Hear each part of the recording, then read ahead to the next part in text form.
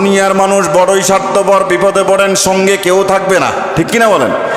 সবাই বিপদের মুখে আপনাকে ঠেলে ফেলে দিয়ে পিছনে সরে যাবে।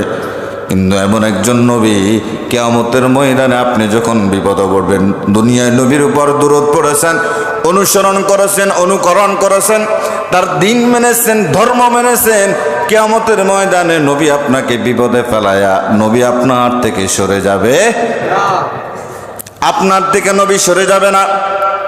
ভালো করে শোনেন, সেই নবীর দিন যদি মানেন, ধর্ম যদি মানেন, দুনিয়ায় নবী কিভাবে চলেছেন, কিভাবে কি করেছেন, এগুলো যদি মেনে চলেন, নবী আপনাকে কিয়ামতের ময়দানে ঠেলে দিয়ে যাবে। এজন্য নবীর উপরে দরুদ পড়ার দরকার আছে না নাই? আল্লাহ নবী বললেন, ও দুনিয়ার মানুষ শুনে নাও, আমার উপর যখন দরুদ পড়বা তোমাদের পাপগুলো মোচন করে দিবেন কে? এক নম্বর আল্লাহ নবী বললেন, যখন দরুদ পড়বা 10টি রহমত আল্লাহ বর্ষণ করবেন। 2 নম্বর, যখন দরুদ পড়বা তোমার গুনাহগুলো আল্লাহ মাফ করে দেবে।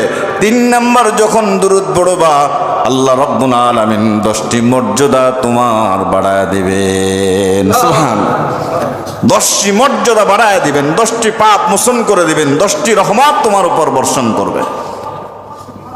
5 নম্বর হলো নবীর শাফাআতের দরকার আছে না নাই? আমাদের নবীর শাফাআত কিয়ামতের ময়দানে আমাদের জন্য দরকার আছে না নাই? আল্লাহ নবী বলেন, আমার উপর যারা দরুদ পড়বে, কান খাড়া করে শুনে না ওরে মানুষ, কিয়ামতের ময়দানে নবী আলাইহিস সালাতু ওয়াস সালাম বলেন, উম্মত রে, আমার জন্য কর্তব্য হয়ে যায় তোমার জন্য আল্লাহর কাছে শাফাআত করা। সুবহানাল্লাহ, তোমার জন্য সুপারিশ করা আমার জন্য কর্তব্য হয়ে যায়।